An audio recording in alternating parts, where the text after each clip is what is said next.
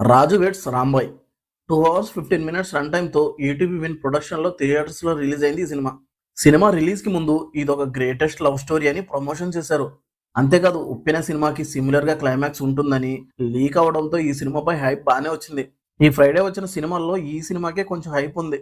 Cinema చూశాక నాకైతే just average అనిపించింది. ప్రీ క్లైమాక్స్ హార్డ్ హిట్టింగ్గా ఉంది. ఎండింగ్ కన్క్లూజన్ బాగుంది, కానీ మిగతా సినిమాల్లో ఎక్కడా కొత్తదనం ఉండదు. రొటీన్ రెగ్యులర్ లవ్ స్టోరీ చూసిన ఫీలింగే వచ్చింది. మనం ఇప్పటి వరకు చూసిన లవ్ స్టోరీస్ లాగానే ఉంటుంది ఈ సినిమా కూడా. ఫ్యామిలీతో చూడొచ్చు అంటే కొన్ని డైలాగ్స్ అలాగే హీరో హీరోయిన్స్ మధ్య వచ్చే సీన్స్ ఇబ్బంది పెట్టొచ్చు, అవి ఓకే అనుకుంటే చూసేయండి. ప్లాట్ ఏంటంటే, ఒక కాంపౌండర్ గా పనిచేస్తున్న వెంకన్న కూతురు ఒక డోలు వాయించే కుర్రాన్ని లవ్ చేశాక వీళ్ళ లవ్కి వచ్చిన ప్రాబ్లం ఏంటి, వాటిని ఎలా ఫేస్ చేశారు, చివరికి ఏం జరిగింది అనేది ప్లాట్. సినిమాలో నాకు నచ్చినవి ఏంటంటే పర్ఫార్మెన్సెస్. సినిమాలో ఉన్న ప్రతి క్యారెక్టర్ ఎక్సలెంట్ గా యాక్ట్ చేశారు. హీరో హీరోయిన్ అయితే మామూలుగా యాక్ట్ చేయలేదు. పర్ఫార్మెన్సెస్ మాత్రం సినిమాలో ఎక్సలెంట్ గా ఉన్నాయి. క్లైమాక్స్ కూడా చాలా బాగుంటుంది.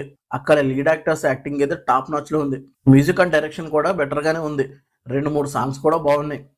ఇక సినిమాలో నాకు నచ్చనివి ఏంటంటే, ఇది రియల్ స్టోరీ అని చెప్పారు కానీ మనకి రియల్ స్టోరీ చూస్తున్న ఫీలింగ్ రాదు.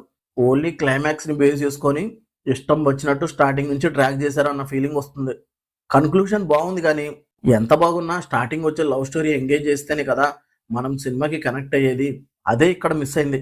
ఎమోషన్స్ నాకైతే కంప్లీట్ గా మిస్ అయ్యాయి. క్లైమాక్స్ లో ఇచ్చిన కంక్లూజన్ కి ఒక మంచి లవ్ స్టోరీ ఉండి హై ఎమోషన్స్ బ్యాలెన్స్ చేస్తుంటే సినిమా సాలిడ్ గా ఉండేదేమో. ఫైనల్ గా నాకైతే యావరేజ్ అనిపించింది. మీరు చూసి మీకు ఎలా అనిపించిందో మీ ఒపీనియన్ కమెంట్ చేయండి. ఈ రివ్యూ నచ్చితే లైక్ చేయండి. మళ్ళీ నెక్స్ట్ వీడియోతో కలుద్దాం. Thank you for watching.